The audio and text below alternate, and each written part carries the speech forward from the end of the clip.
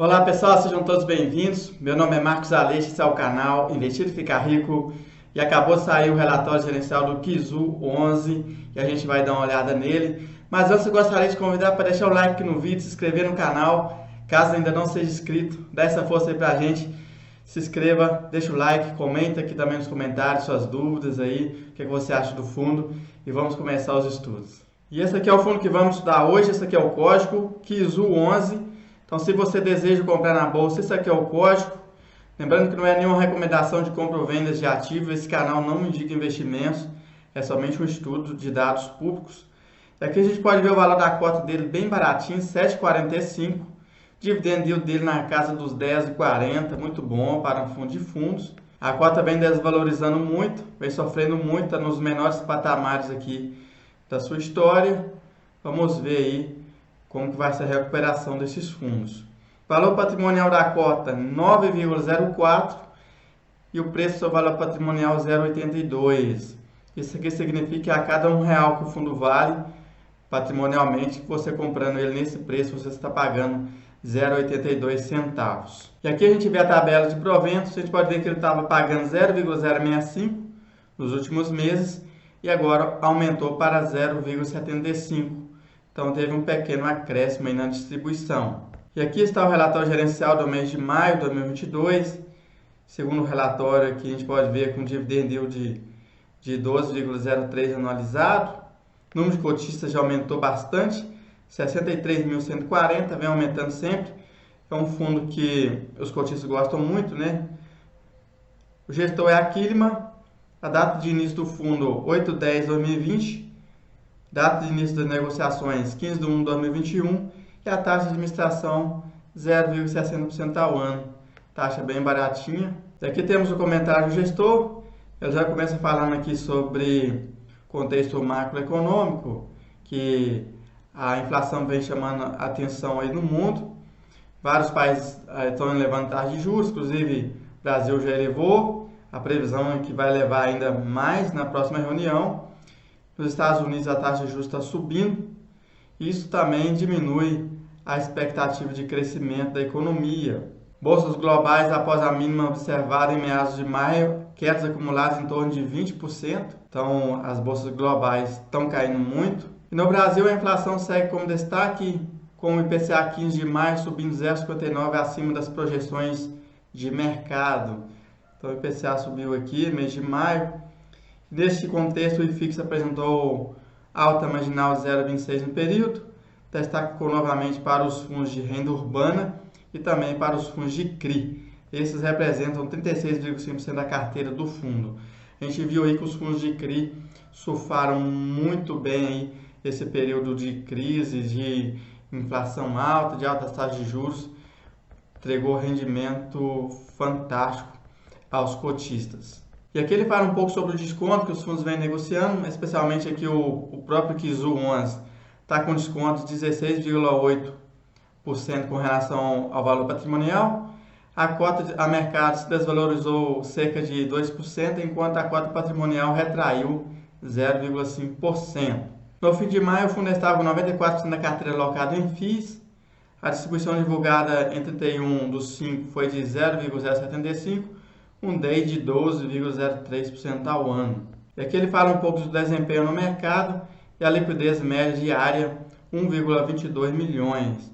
Então a negociação dele aí está até boa, negociando bastante. O maior investidor são pessoas físicas, 92,70%. Pessoas jurídicas não financeiras, 3,31%. Fundos de investimento, 2,97%. Instituições financeiras, 1,03%. E nesse mapa aqui ele mostra a distribuição dos cotistas pelo Brasil afora. Ele fala que tem cotista em 3.122 cidades. Então o fundo aí vem ganhando, chamando a atenção dos investidores, devido ser um fundo de fundos e também com a cota baratinha aí, entregando um bom rendimento. Aqui a gente vê a evolução.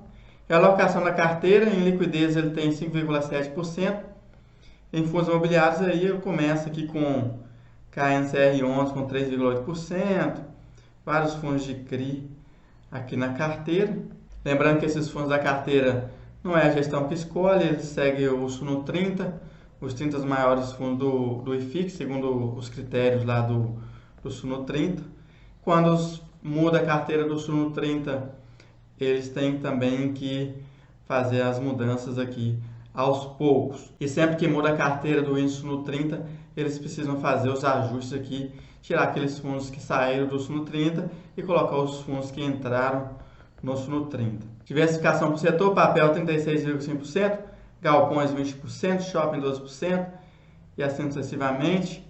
Nas corporativas aqui, um setor que está muito descontado, 8,4%. Por classe de ativos, renda fixa 5,6%, cotas de fundos imobiliários 94,4%. E aqui ele mostra um pouco da performance do fundo, QISU 11, essa barra azul escura, contra o IFIX e o Suno 30, que é essas duas barras aqui. A gente pode ver que o QISU está operando bem acima, performance dele bem acima dos principais índices aí de fundos imobiliários. E esse gráfico aqui, ele mostra a distribuição de rendimentos, que são as barras azuis, e também o dividend yield, que é essa linha marrom. A gente pode ver que o dividend yield dele subiu para 12,03 aqui no último mês. E aqui temos a demonstração de resultado mensal, receita de ativos 3.368.909.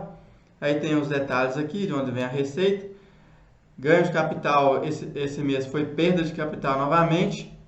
Se a gente olhar a DRE desse fundo, ele vem vendendo com muito prejuízo. Se você pegar a DRE aqui desde o início da crise, você vai ver que vários meses eles vêm tomando prejuízo aqui nessas vendas. Porque eles precisam vender toda vez que muda o Suno 30, eles precisam vender para ajustar a carteira. Então, os fundos talvez estejam aí negociando abaixo do momento que eles compraram, eles acabam vendendo no prejuízo. Mas os restantes dos outros meses, todos foram negativos. Isso aqui é um ponto de atenção no meu ponto de vista. Aí teve impostos e despesas e o lucro líquido caixa foi de 3.135.313. A distribuição 3.314.592, deu 0,075 por cota.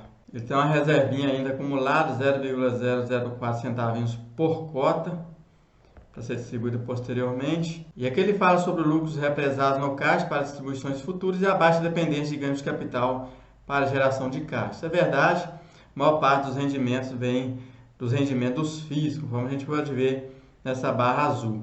E o restante são só um pequeno complemento.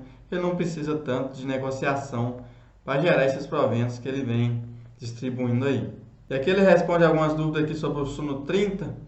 Ele fala que para o fundo participar do Suno 30 tem que ser os maiores fundos do IFIX e tem alguns critérios. O fundo deverá fazer parte da composição do IFIX, ter liquidez. O fundo não poderá ser um fundo de fundos, então FOFs não entra. O fundo não poderá ser um fundo monoativo. Monoativo também não. O fundo deverá ter dividend yield maior que zero nos últimos 12 meses. Então eles olham o critério de liquidez, FOF não entra, monoativo não entra. E o fundo tem que pagar dividendos nos últimos 12 meses. Eu gostaria de saber a sua opinião, se você investe nesse ativo ou pretende investir, o que você acha dele, comenta aqui abaixo, gostaríamos de saber a sua opinião sobre ele. E no mais, o QISU 11 continua descontado, assim como a maioria dos FOFs, ele vem entregando um dividendo até interessante, porque a cota também desvalorizou muito. O único ponto de atenção que eu sempre observo é essa venda, esse giro da carteira aí com prejuízo, vem sempre acontecendo isso. Do meu ponto de vista, é um ponto de atenção. E no mais, gostaria de te agradecer por participar comigo até aqui. Se assistiu até aqui e não deixou o like, deixa o like. Se não é inscrito aqui no canal, se inscreva, dá essa força aí e até o próximo vídeo.